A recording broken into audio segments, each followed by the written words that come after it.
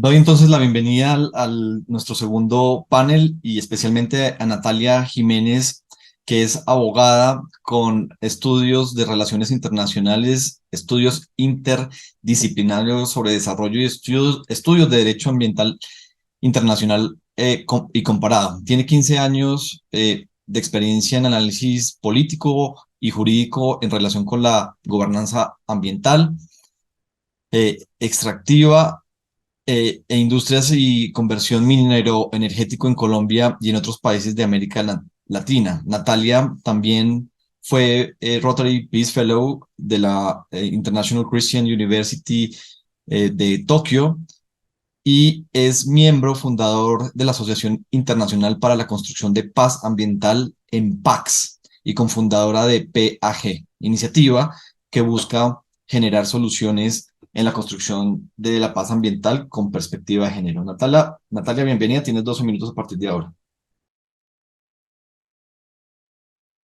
Hola, buenos días a todos. Esta charla llamada Del déficit de naturaleza al déficit de trato humano de calidad, un análisis de salud mental para la construcción de paz, tiene varios propósitos. El primero, describir qué es déficit de naturaleza y déficit de trato humano de calidad. Dos, establecer por qué es un problema que tiene el potencial de afectar especialmente a las mujeres. Y tres, plantear algunas propuestas de solución y de acción. Para este espacio particular, yo quise abordar estos diagnósticos existentes sobre salud mental que me han llamado la atención. Puntualmente, el síndrome de déficit de naturaleza y el síndrome de déficit de trato humano de calidad. Las quise abordar para direccionar una propuesta de trabajo hacia la construcción de paz ambiental.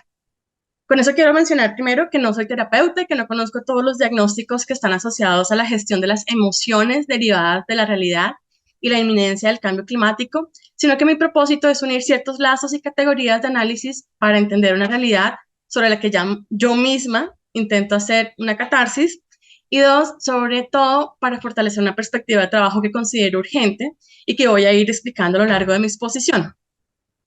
El síndrome de déficit de naturaleza, por un lado, es básicamente el resultado de la alta desconexión que tenemos con el entorno natural en nuestra vida cotidiana y se asocia a problemas que atacan la salud física, mental, la creatividad, la sociabilidad y la capacidad empática entre los seres humanos.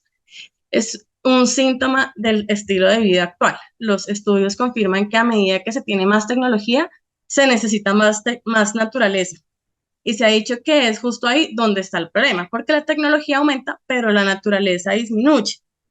Esto es un problema identificado desde la niñez, cuando se ve que los niños identifican más fácilmente caricaturas que animales de la selva o la fauna salvaje. Por lo cual, pues se llama la atención del hecho de que que la tecnología es una de las causas más importantes del distanciamiento del ser humano con la naturaleza. Sin embargo, también hay otros factores como que permiten este distanciamiento, como la percepción de inseguridad, la reducción de los espacios naturales en las ciudades y la dificultad de acceso a ese tipo de entornos por tiempo, costo y distancia de desplazamiento que tomaría llegar a estos lugares. Por otra parte, el síndrome de déficit de trato humano de calidad lo conocí en un artículo que salió en The New York Times, en el que se publicó un extenso artículo diciendo directamente que la digitalización actual va dirigida a la masa social menos favorecida, porque la interacción humana real, la vida sin teléfonos y durante el día se ha convertido en un símbolo de estatus social diferencial en Estados Unidos. Esto quiere decir que cuanto más ricos son las personas, más gastan en desaparecer del mundo digital, y no solo huyen del mundo digital, sino que gastan dinero en todo lo que promueva el contacto humano. No tienen la necesidad de estar conectados todo el tiempo, pero además toman decisiones como ir ellos mismos a las tiendas a comprar, rechazar las compras en línea, ir a los médicos directamente, no usar la asistencia remota, ir al restaurante, sino pedir comida a domicilio por internet. Dice el artículo que mientras los privilegiados crecen en entornos con relaciones fluidas, los más pobres y menos favorecidos no solo ceden sus datos personales a través de sus dispositivos, sino que analizan las elecciones más íntimas que realizan en línea a cambio de recibir una gratificación emocional que no obtienen en el mundo real. Además de estos dos síndromes, hay otros tipos de emociones claramente identificados relacionados con el cambio climático, como la solastalgia, que es una especie de nostalgia por la pérdida del paisaje y de los ecosistemas, y la ecoansiedad, que es ansiedad derivada de las noticias asociadas al cambio climático y al fatalismo que envuelve esta realidad. Y que bueno, ya son emociones que son tratadas por terapeutas en protocolos especiales y que están consideradas como sí mismas unos fenómenos particulares. Yo opino que es posible que estos síndromes estén presentes en unos contextos más que en otros. ¿Sí? Esto es algo que habría que demostrar, no lo sé. Mi teoría es que conociendo esta realidad y la existencia de estos síndromes me ha llevado a atar cabos con algo que vengo dialogando desde hace un rato en diferentes espacios. Yo creo firmemente que hay tres factores que están intrínsecamente relacionados con el incremento del déficit de naturaleza, el déficit de trato de humano de calidad, la solastagia y la ecoansiedad. Y son las limitadas posibilidades de acceso, uso y control de los recursos naturales por parte de las mujeres. Y con ello no hablo únicamente de tener acceso a la tierra, sino de realmente poder tener alternativas económicas y productivas de los recursos que están en los territorios. Y bueno, aquí viene el centro de la propuesta que quería traer a este espacio. Lo primero que quiero decir es que es evidente que existen barreras de acceso, uso y control de los recursos naturales por parte de las mujeres. Por ejemplo, en el caso del sector pesquero está diagnosticado este fenómeno. La pesca es una actividad principalmente y tradicionalmente masculina. Por ello, se ha reportado cómo el acceso de las mujeres al recurso pesquero en muchos contextos se da solamente cuando de por medio hay prácticas como el sexo transaccional, que de suyo pues implica una violencia de los hombres pescadores contra las mujeres. Otro ejemplo es que a nivel mundial muchas mujeres, sobre todo digamos en áreas donde hay escasez de recurso hídrico, las mujeres dedican un alto porcentaje de horas al día a recolectar el agua y sin embargo a menudo se las deja fuera de las decisiones relacionadas con la gestión de los recursos hídricos. Pero a medida que el agua escasea, las mujeres tienen que viajar mayores distancias, exponiendo sus vidas en los caminos, ataques y agresiones. Surge así entonces una nueva tipología de violencia de género asociada a la gestión de recursos naturales que debe ser tratada como tal. La existencia de estas nuevas tipologías de violencias asociadas a la gestión de recursos naturales, sin embargo, son desconocidas y con frecuencia poco gestionadas por la sociedad colombiana, al menos. Abordar esta brecha es fundamental en un país biodiverso, con un alto índice de conflictividad socioambiental y con estadísticas alarmantes de violencia contra las mujeres. Los abusos de violencia de género se utilizan para posibilitar actividades ilícitas e ilegales mediante la explotación sexual y para ejercer un control sobre las comunidades, lo cual multiplica las causas de feminización de la pobreza. Las desigualdades de género arraigadas en las normas jurídicas, culturales, sociales, incluidos el acceso desigual a la educación, las oportunidades económicas y la toma de decisiones, así como los roles y responsabilidades diferenciadas por género en el acceso a los recursos, determinan cómo y si las mujeres y los hombres accedan y controlan la tierra, los recursos relacionados con los bosques, la agricultura, el agua y la pesca. Los datos y las experiencias con el contexto de la tierra y los recursos naturales muestran que la violencia de género a menudo se emplea como una forma de mantener estos desequilibrios de poder, reforzando violentamente las expectativas y normas socioculturales. Entonces son dos fenómenos que se retroalimentan. Pero además de hablar de mi propia realidad y decir, como mujer de ciudad, siento una profunda ecoansiedad. El hecho de que por tener que atender mi vida citadina, no me queda fácilmente poder decidir que quiero comprar una tierra rural con alta biodiversidad, me da ecoansiedad. También el hecho de que es absolutamente improbable que en este país pueda viajar y acampar sola a lo que amo hacer, o que no tengo derecho sobre la tierra y a disfrutar de esos territorios me genera una situación psicológica particular. Y a esto se le suma el hecho de que conozco cientos de mujeres a lo largo y ancho de este país y de Latinoamérica que están en las mismas circunstancias. En ese sentido, podría decir que en el camino ha sido fácil vislumbrar que la inequidad de género asociada al manejo de recursos naturales, es decir, a la disparidad de acceso, uso y control, influye y tiene un mayor potencial en la salud mental de las mujeres. El problema es más complejo si se tiene en cuenta que paradójicamente el actual panorama de la desigualdad digital en el mundo ha sido a su vez considerado un obstáculo para el ejercicio de la vida digna por parte de muchas mujeres. Una demostración de lo mal que estamos en términos de acciones en relación entre género y ambiente es que al menos en Colombia ha habido muchos esfuerzos jurídicos en lograr la declaración de la naturaleza como sujeto de derechos más que en promover los derechos ambientales de las mujeres. Así los ochuchos, los hipopótamos, los ríos y los bosques generan más debate ambiental y tienen más debate que los derechos de las mujeres sobre los recursos naturales. La disparidad entre hombres y mujeres en el acceso, uso, control y recursos naturales, lo seguiré diciendo muchas veces, es un tema muy delicado que debe además ser un objeto de diálogo entre hombres y mujeres. Según datos de la Fiscalía General de la República, entre 2016 y 2021 se registraron 14.486 entradas efectivas de noticias criminales relacionadas con delitos ambientales como la deforestación. Debemos ser conscientes de que el carácter ilegal de estas actividades fomenta y se basa en el uso de la violencia de género, como la trata de personas, el sexo transaccional forzado ya mencionado, el abuso sexual, el trabajo forzado y otras expresiones de violencia. En ese orden de ideas, pareciera que la terapia sobre el déficit de naturaleza y el déficit de trato humano de calidad no es suficiente. El abordaje estructural es fundamental. Por eso, a través de la promoción de acciones para garantizar que las mujeres tengan más acceso, uso y control de los recursos naturales, es fundamental, por ejemplo, a través de la titularidad de los procesos de licencias, concesiones, permisos y autorizaciones ambientales, lo cual además debe darse en balance con las acciones que garantizan el acceso a la tecnología como parte de las apuestas por la superación de la brecha digital de las mujeres, especialmente las rurales. Nati, 2 minutos. Qué fantástico, gracias Lucas, qué fantástico sería que muchos clubes de Rotary promovieran la elaboración de diagnósticos de violencias basados en género asociados a los recursos naturales y también la capacitación en construcción de paz desde la perspectiva de género con este abordaje. Deberíamos empezar quizás por elaborar un material participativo entre todos los becarios y quienes estén interesados, que sirva como proyecto piloto y guía de apoyo para otras organizaciones locales y ambientales sobre cómo identificar y diagnosticar estas violencias basadas en género. Muchas gracias.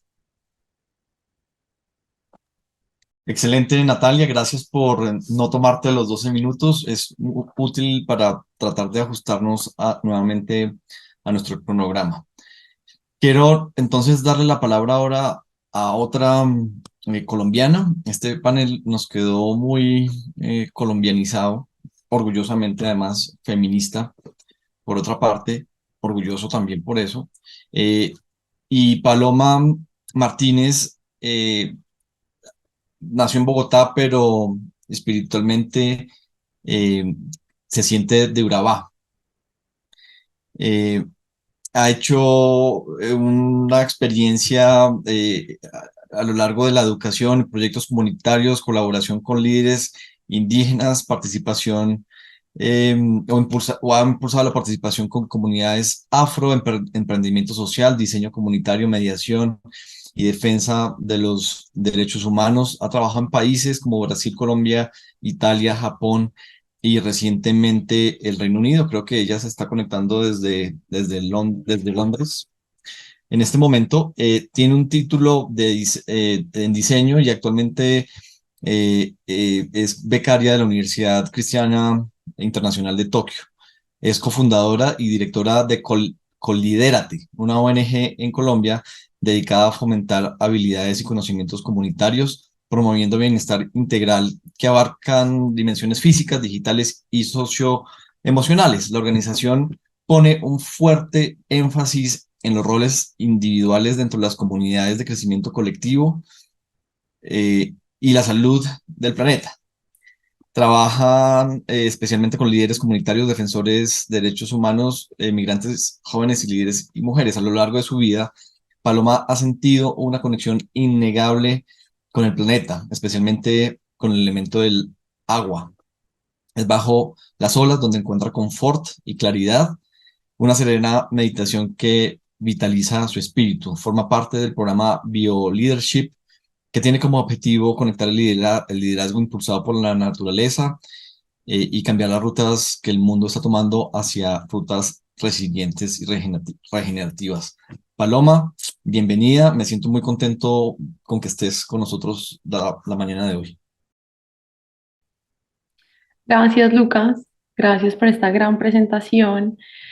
Me siento muy halagada de estar acá. Eh, y, y bueno, quiero empezar este momento mm, por contar un poquito un poquito más de quién soy yo, más allá de esto que contó Lucas, leyendo una pequeña cita de un libro que tengo acá, de, de uno de, no sé, mis gurús, diría yo, se llama Thich Nhat Hanh, es un monje budista, y dice, ¿quién soy yo? Soy la continuación de mis ancestros. Si me veo a mí misma, veo a mi padre, a mi madre en cada célula de mi cuerpo, veo a mis ancestros en cada célula, veo a mi país, a mi gente. Eso soy yo. Cada célula de mi cuerpo me habla de mis elementos, de los elementos y de los no elementos. También veo el cosmos en mí. Esos no elementos que me mencionan, las estrellas, la luna, el sol, los ríos, la montaña, mis padres, mis ancestros, a todos ellos puedo hablarles en mí misma. Puedo hablarle al cosmos, puedo hablarle al mundo cuando me hablo a mí misma. Y con eso quiero empezar mi charla, que se trata de educación regenerativa y construcción de paz. Y, y creo que el tema para mí, o la palabra o el concepto de educación regenerativo, a veces puede sonar como complicado, digámoslo así.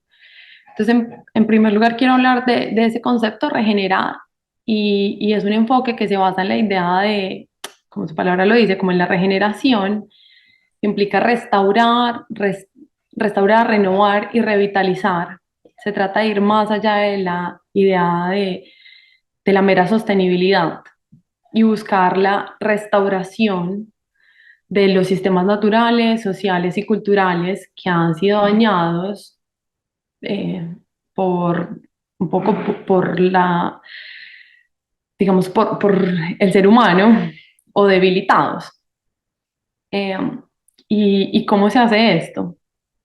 Eh, para mí, acá voy a hacer un pequeño paréntesis, y es que todo lo que voy a hablar es muy desde mi experiencia y desde mi perspectiva, también como ser humano. Es un proceso que se basa en la colectividad y la participación activa de nuestras comunidades. Em, y participación activa también me refiero a otros seres, pero yo siento que los animales ya hacen bastante por nosotros como humanidad, entonces creo que nos falta a nosotros poner como un poquito más de nuestra parte. Todos somos parte al final de la solución, y para mí la educación regenerativa ha sido un camino para habitar este planeta, que es el único que sabemos hasta el momento que es habitable, para protegerlo, y nos empodera para tomar un papel activo en la creación de un futuro más sostenible y pacífico. Eh, pero esto no significa que educación regenerativa, eh, o si o este concepto, abarca energías renovables, o no solamente eso. Eh, yo creo que para mí ha sido encontrarme con cosas un poco más sencillas en el día a día. Acabo de hablar de un par de ejemplos. Lucas mencionó que yo soy directora de una organización que se llama Colidérate. Nosotros trabajamos con líderes sociales, comunitarios, indígenas, afro, mujeres, migrantes. Y la verdad es que algo que me ha parecido muy poderoso es encontrar en cada uno de estos niveles o roles, dentro de las comunidades, que cada individuo es una pieza fundamental y vital del rompecabezas de, del bienestar de esa comunidad. Entonces, algo que nosotros creamos en Colidérate es como una plataforma para que las personas puedan descubrir sus dones o talentos únicos o superpoderes, o como queramos llamarlo, para empoderar y contribuir de manera significativa a ese bienestar colectivo. Cuando nos damos cuenta, yo creo que de nuestro valor individual, y que cada persona tiene algo particular, eso nos permite a nosotros también seguir o encontrar nuestro lugar y nuestro propósito, y que toda la comunidad pueda ser, como le dije antes, como tener un bienestar, o ser próspera. y también entender que en la diversidad hay una riqueza, como lo vemos en la naturaleza. Algo acá que quiero también como decir y es que la educación regenerativa tiene mucho espejo en la naturaleza. Y en general mi trabajo por todos, o sea, durante estos años que he tenido como educadora. Em, la educación regenerativa se centra en el aprendizaje experiencial y práctico, no solamente se limita a las aulas o digamos que a un salón de clase, sino que se nutre de la interacción directa con eso que les decía yo, que es la naturaleza. Pero, ¿como así? Como que necesito ir a meterme en medio del bosque o algo así, pues no, y esto acá, digamos que me ha parecido muy interesante porque a veces uno se encuentra con preguntas como estas o como, no, yo no tengo un parque cerca o la mayoría de las personas tienen, eh, pues viven en las ciudades, muchas con las que a veces trabajamos, que pueden ser activistas y se pueden encontrar con este reto de cómo conectarse con la naturaleza. Mm, pues a veces puede ser simplemente estar un poquito más presente en el día a día. Eh, pueden ser cosas como meditar, pero también mirar por la ventana 5 minutos en una pausa y estar ahí, ver más allá de lo que simplemente nos permite nuestra vista en un momentico, sino estar muy presente en ese instante. Y a través de esta experiencia, yo siento que las personas podemos comprender mejor la interacción entre todos los seres vivos que habitamos acá y los sistemas en los que vivimos. Entonces podemos empezar a ver, ah, hay un pájaro que siempre viene y se para en ese palo. Ah, es que, o sea, como este tipo de cosas que a veces no las notamos. La educación regenerativa también promueve esa resiliencia y adaptabilidad que yo creo que necesitamos en este mundo de constante cambio. Y hay algunas habilidades que les voy a contar eh, pues que para mí, de nuevo, las necesitamos para enfrentar todos estos desafíos del mundo. ¿Cuáles en ellas? La primera, que un poquito la mencioné antes, tiene que ver con la observación y el aprendizaje. Eh, ¿cómo funciona esto? La observación y el aprendizaje parten de estar muy presentes y convertirnos como en esos observadores activos y volver a ser estudiantes de esos procesos naturales. Pues yo creo que para mí los mejores profesores en esta tarea son los niños y las niñas chiquitas. Yo no sé si ustedes son papás o mamás, pero para mí cuando ustedes pueden ver que un niño o una niña chiquita está así como súper detallándose algo, es como quiere explorar ese mundo y quiere saber qué hay detrás o quiere saber cómo funciona algo. Esa observación y esa manera de, mm, de ser curioso o curiosa, eso es lo que necesitamos un poquito más a veces los adultos y que hemos perdido mucho. Entonces acá mi recomendación número uno es a veces estar más cerca a niños o niñas que nos pueden ayudar a volver a tener esa curiosidad y, o sea, así como recuperar un poquito de esa curiosidad y sobre todo ser observadores activos de, ah, este proceso se mueve así, volver a reconocer esos ciclos naturales, por ejemplo, de vida y muerte y estar cercanos a eso, que a veces nosotros decimos, no, por allá me voy a morir en no sé cuántos años y eso es mentira. O sea, todos los días me puedo morir hoy y también está bien y hace parte de un ciclo y entender que estos ciclos naturales, pues o sea, así funciona la naturaleza, pero también cómo entender y algo también acerca de los ciclos es, estamos en un mundo que nos pone a un ritmo acelerado y cómo nosotros podemos, claro, caminar a ese ritmo, pero también evitar que nos atropelle y entonces no caer en un burnout, no sobre exigirnos y, y poder entender cuáles son nuestros ritmos y poder ser observadores y aprender de nuestros cuerpos también.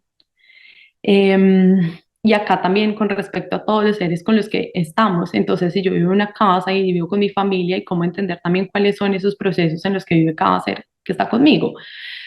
Voy al siguiente y es el respeto y la conexión, que están muy conectados, y entonces ahí cuando yo ya observé y aprendí de cada pasito, entonces yo ya tengo un poquito más de respeto, 1 minuto y medio, Paloma, por favor. y me queda claro cuáles son las conexiones que tengo que hacer con cada uno de esos seres que están ahí. Algo muy importante para mí es que si yo quiero crear algo duradero con alguien, y acá entra como todo este tema de fomentar la paz, pues debo estar clara de cómo estoy yo por dentro. Algo que escuché hace poco es que si yo quiero crear, no, voy a decirlo en las palabras que más o menos escuché, pero es sin, sin paz interna, no puedo crear paz externa. Y entonces esto lo pensaba mucho en, por ejemplo, cuando hay una manzana que está podrida, pero no se puede ver por fuera, pero está podrida por dentro, pues es exactamente lo mismo. Entonces, si yo no estoy, si yo no observé, si yo no entendí, si yo no respeté los procesos, y si yo no estoy realmente conectado con cómo funciona, pues yo no puedo estar tranquilamente como en paz conmigo y en paz con mi sistema para poder pues conectarme con otros sistemas. Em, y con eso, digamos que ahí es que empiezo a encontrar cuáles son esos valores y esa ética que me llevan a construir paz. Con eso estoy completa. Cuéntame el tiempo, ¿Terminaste, Lucas. Paloma? ¿Bien? Gracias. Perfecto, perfecto uso del tiempo. Quiero entonces ahora darle la palabra a Catalina Roballo. Ella también es colombiana. Ella se graduó de la maestría en Paz y Conflictos de la Universidad de Uppsala como becaria Pro Paz de Rotary en junio de este año. Tiene experiencia previa en justicia transicional como asesora jurídica para la implementación del Acuerdo de Paz en el Congreso de Colombia. Además, trabajó como abogada para diferentes organizaciones no gubernamentales colombianas, incluyendo la Consultoría para los Derechos Humanos y el Desplazamiento, y para la Comisión Nacional de Garantías de Seguridad en relación con la política pública de protección de comunidades y personas defensoras de derechos humanos. Es licenciada en Derecho y Ciencias Políticas, y actualmente trabaja como coordinadora de proyectos de la Unión Europea en la oficina de Impact Hub en Estocolmo, Suecia. Bienvenida, Catalina, gracias por aceptar esta invitación. Gracias a ti, Lucas, y bueno, buenos días, buenas tardes acá para todos y todas. Creo que agradecerles la invitación, súper interesante escuchar a Paloma, a Natalia, bueno, a los diferentes paneles. Creo que también es clave que podamos conectarnos con otros becarios en otras universidades. En estos 2 años creo que es algo que he estado también intentando en diferentes espacios de Rotary y los diferentes clubes aquí en Suecia, pero también en otros países de Europa. Entonces estoy muy contenta de escucharles y de saber lo que están haciendo y las diferentes temáticas que estamos trabajando. Yo voy a compartir una presentación. No sé si aquí están viendo mi pantalla. Sí, señora. Eh, y quiero presentar la tesis que fue pues mi tesis de maestría aquí en la Universidad de Uppsala, sobre personas defensoras de derechos humanos en América Latina y especialmente en el caso de Colombia en la movilización adaptativa. Sí, para empezar, pues quiero, digamos que todos y todas conocemos quiénes son las personas defensoras de derechos humanos, pero no existe una definición, digamos, universal. Desde los años 90 más o menos. La Asamblea General de la ONU subrayó su papel fundamental en diferentes países como Timor Oriental, Angola, Sierra Leona, Kosovo, y empezaron a ser reconocidos a través del tiempo en diferentes normativas internacionales. Pero existe un vacío muy importante en la literatura cuando se trata de comprender las percepciones locales de las personas defensoras de derechos humanos, su papel de liderazgo, lo que han hecho ellos dentro de sus comunidades, digamos que las diversas apuestas positivas que tienen también, y pues el impacto que generan en el éxito o fracaso de acciones colectivas o también para la implementación de la paz. Entonces yo empecé a preguntarme, bueno, ¿qué significa empoderar a las personas defensoras de derechos humanos y cuál es ese rol o esos impactos positivos que generan en sus comunidades y especialmente en Colombia? Entonces, un poco, digamos que también aprendiendo de la legislación universal, empecé a entender también que las personas defensoras tenían como principio abogar por el respeto de las normativas internacionales, tenían que ser personas que no estaban involucradas en procesos de violencia digamos que se acogían a todas las normativas internacionales. Ese fue como el grupo de estudio en el que me centré para la investigación.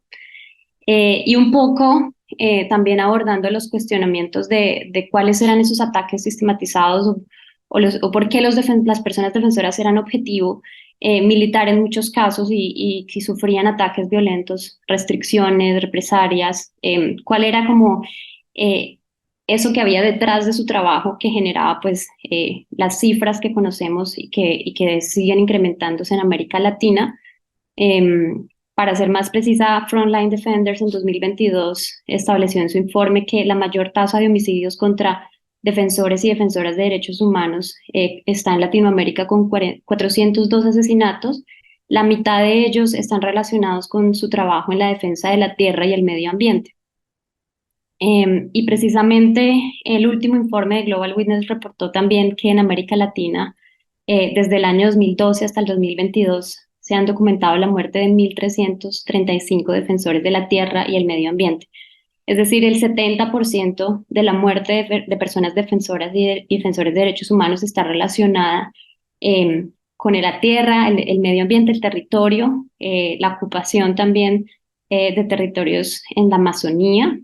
Este mismo informe reveló que en Colombia fue el país más mortal en el año 2022 con 60 casos seguidos por Brasil y México con 34 y 31 homicidios contra personas defensoras de los derechos del medio ambiente. Entonces vemos que existe un patrón en el marco del asesinato también de comunidades indígenas, un patrón de homicidios en la Amazonía.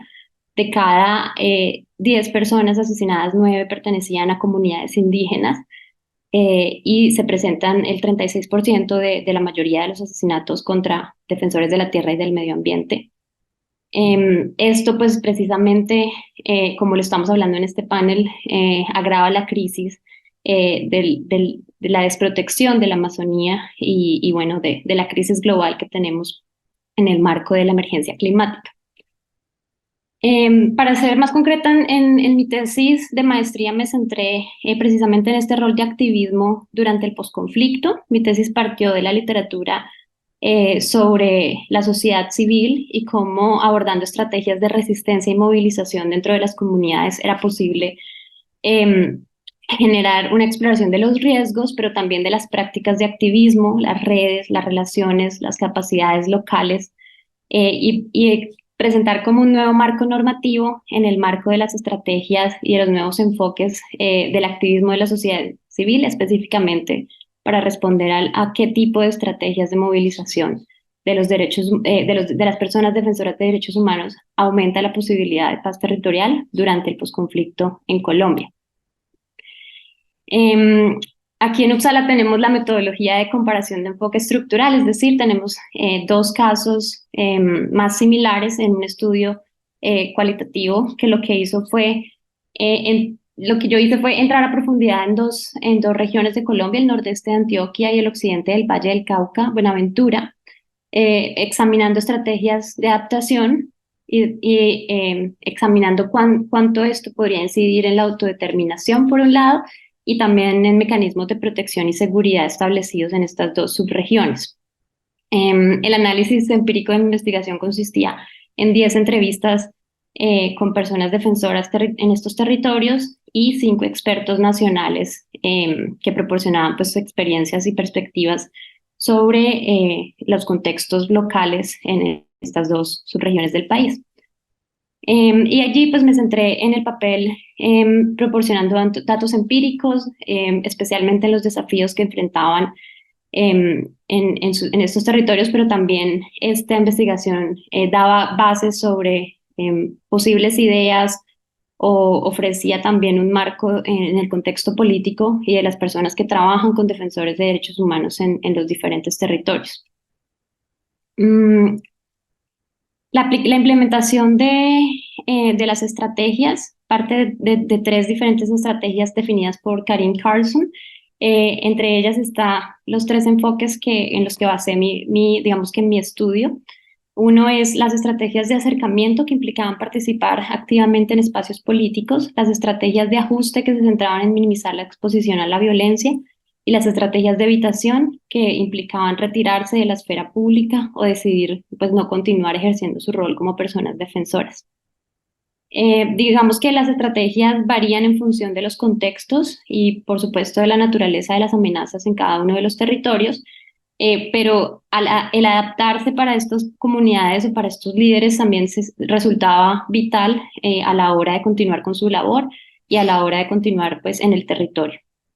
Lo que yo hice fue probar empíricamente estas estrategias, abordarlas en un conjunto, facilitando que las personas defensoras de derechos humanos explicaran cómo abordaban las tensiones territoriales emergentes en el contexto del posconflicto, permitiendo el aprovechamiento de su posición para promover funciones de construcción de paz o en última instancia consolidar niveles de crecimiento de paz territorial. Es así que pues este estudio contribuyó a demostrar que cuando las personas defensoras de derechos humanos colaboran estrechamente con sus comunidades y se comprometen en esfuerzos sistemáticos, coordinados, en el desarrollo de planes para transformar los territorios, existe una notable capacidad de recuperación de la habilidad, digamos, de implementación de oportunidades para mantener su trabajo, para seguir implementando roles de incidencia, roles en materia de seguridad, y digamos que mantenerse en el territorio, como muchos lo decían, era una de las principales objetivos del trabajo de las personas en estos dos territorios. Particularmente destaco el nordeste antioqueño, donde las estrategias adaptativas facilitaron la continuidad de sus funciones, la protección, el monitoreo, la rendición de cuentas, la incidencia, la socialización y la cohesión social. Las personas defensoras en esta subregión participaron activamente en procesos, además, evaluadores de recopilación de aprendizajes, lograron adaptarse a componentes críticos en el territorio y generar medidas de autodeterminación y medidas de protección. Entonces, digamos que las principales conclusiones también de mi tesis es que, pues por supuesto, hay muchas otras influencias en los territorios que pueden afectar la labor de las personas defensoras de derechos humanos, pero creo que el reconocer su trabajo y el reconocer su labor es parte de algo que, digamos, académicamente no se ha hecho. Muchas veces tanto las noticias, las ONGs, las instancias internacionales, nos centramos en los procesos tal vez de afectación de las personas defensoras, de asesinatos, de números, de represalias, pero no es posible o no hemos llegado a una investigación avanzada en donde podamos medir también ese impacto positivo de su trabajo y cuáles son como las necesidades de que continúen ejerciéndolo. Una de las primeras conclusiones es que un movimiento organizado y consolidado con un liderazgo reconocido dentro de las comunidades permite mayor implicación, una implicación que va más allá de las meras acciones de protección y abarca logros de mecanismos de no violencia, empodera las demandas hechas al Estado, facilita la participación, la incidencia nacional e internacional, fortalece la cultura de paz e incluso contribuye al esclarecimiento de mecanismos de memoria y reconocimiento de la labor realizada por las personas defensoras. Además, la dinámica entre la comunidad y los actores armados fue, digamos que, crucial en este estudio. Incluso en algunos casos lograron establecerse canales de comunicación y mediación con los grupos armados. Además, el apoyo de las organizaciones internacionales fue crucial pues en los mecanismos de construcción de paz, logrando realizar incidencia y acompañamiento en espacios de protección, especialmente en el nordeste antioqueño, pero además incluyó el establecimiento de campamentos humanitarios, la visibilización ante las autoridades gubernamentales, y logró que los grupos armados reconocieran estos actores externos, digamos que como una limitación para el ejercicio de la violencia. Ya para finalizar, algunas de las futuras investigaciones que surgen a partir de mi tesis es pues precisamente la necesidad de evaluar los esfuerzos colaborativos de las comunidades y cómo pueden ser precisamente colaborar con las personas defensoras y con el Estado, es decir, el aprovechamiento de este potencial que tienen estos líderes sociales, estas personas que tienen un rol en sus comunidades y aprovecharlo para garantizar instancias efectivas de seguridad, pero también con medidas de gobernanza colaborativa y con medidas que abarquen desarrollos sostenibles en diferentes territorios rurales del país. Además, también futuras investigaciones deben continuar entendiendo pues, la importancia de la aplicación de las disposiciones del Acuerdo de Paz relativas a la distribución y la utilización de la tierra, los mecanismos de seguridad efectivos y también, pues precisamente muchas de las medidas que mencionaban los defensores era la necesidad de experimentar, de investigar otros tipos de violencia, incluida la violencia psicológica contra los defensores de derechos humanos y la necesidad de entender que el activismo y la defensa de los derechos humanos pues es un derecho precisamente y que es necesario respetar también su vida, su familia. O muchos de ellos, por ejemplo, establecieron que fueron víctimas de acoso judicial, que fueron detenidos, que su familia se encuentra en riesgo y cómo estas afectaciones también socavan su trabajo de manera, estas afectaciones psicológicas terminan generando implicaciones para ellos y para su rol efectivo en las medidas de construcción de paz. Muchas Catalina, gracias, María.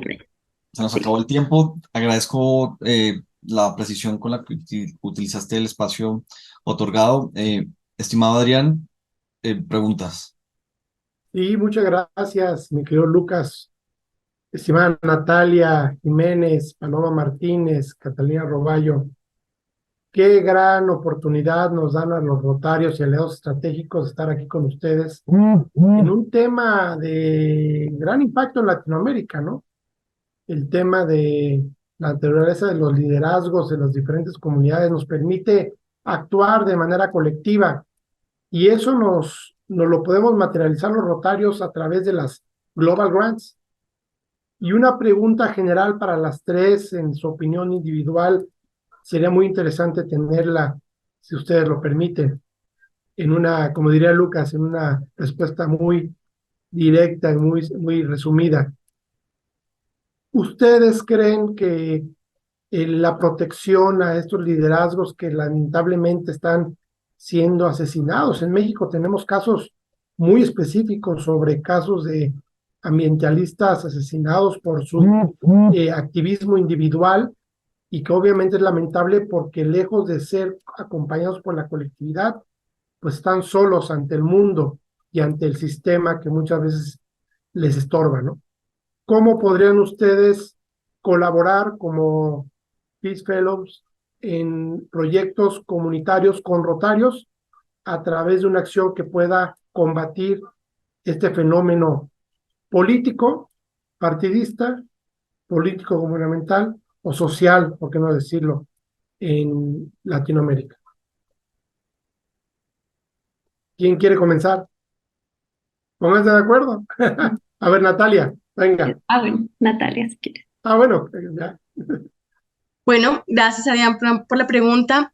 Yo tengo una experiencia exitosa en términos de un proyecto en el que los liderazgos civiles, por así decirlo, o comunal o de comunidades, se integraron a los programas y estrategias programáticas de los partidos políticos en perspectiva de elecciones territoriales, como las que vamos a tener ahora justamente en toda Latinoamérica ahora.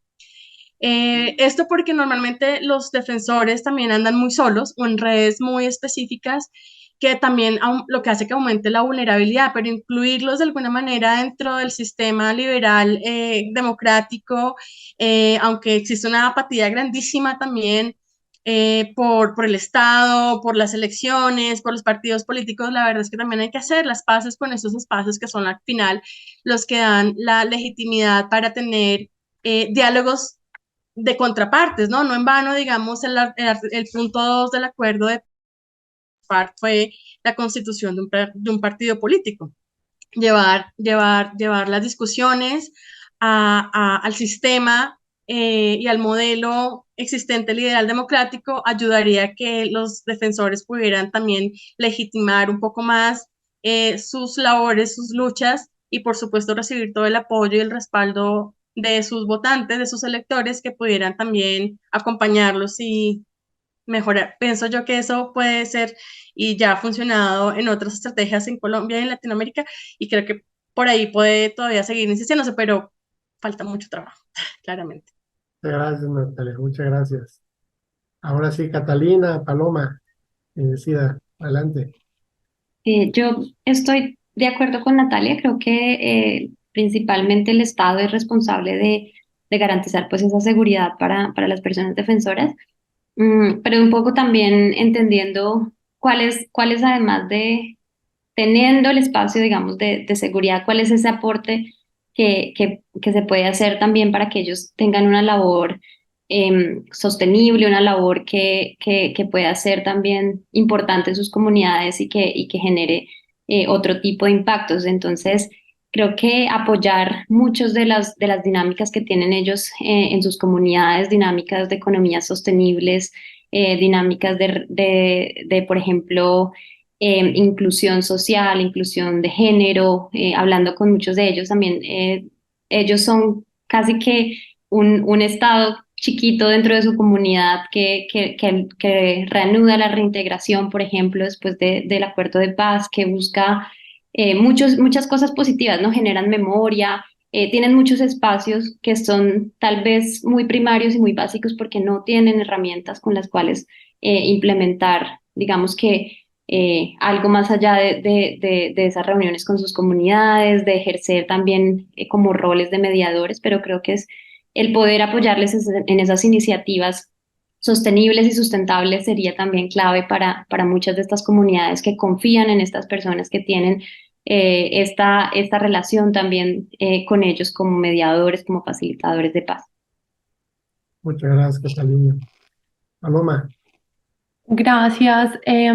Bueno, algo corto que quiero añadir porque creo que mis compañeras ya abarcaron bastantes puntos. Mm, lo primero es que sí siento que el Estado tiene muchísima responsabilidad. Lo segundo es que siento también que por más de que el Estado tenga responsabilidad, la realidad es otra. Y es que el Estado no está en todos los lugares. Entonces, cuando eso no pasa, pues ahí es cuando entramos en que hay unos liderazgos que son muy fuertes y que por eso es que finalmente es que siento que están amenazados. Entonces, algo que nos ha funcionado a nosotros en Colidérate, que es la organización que dirijo, es democratizar el conocimiento. Y cuando eso se hace, se baja la presión en una persona.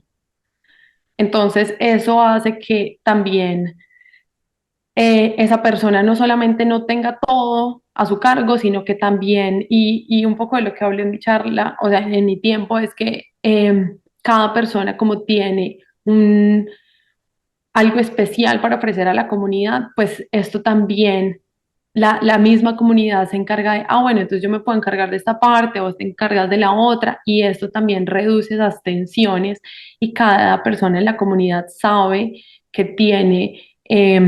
que tiene una responsabilidad y no solamente una persona, porque si digamos, llegase esta persona a estar en un peligro fatal, pues entonces toda la causa muere ahí. Entonces yo siento que cuando se democratiza ese conocimiento, ya hay, digamos que menos riesgo, sumado a lo que decía Catalina y es eh, apoyar todas estas, digamos que economías locales y todo lo que se hace. Y esas son las tres cosas que quiero decir ya para ser muy corta, concisa y directa. Excelente, Paloma. Mil gracias. Muy bien. Gracias también a nuestras dos, pues a Catalina y a Natalia, por supuesto,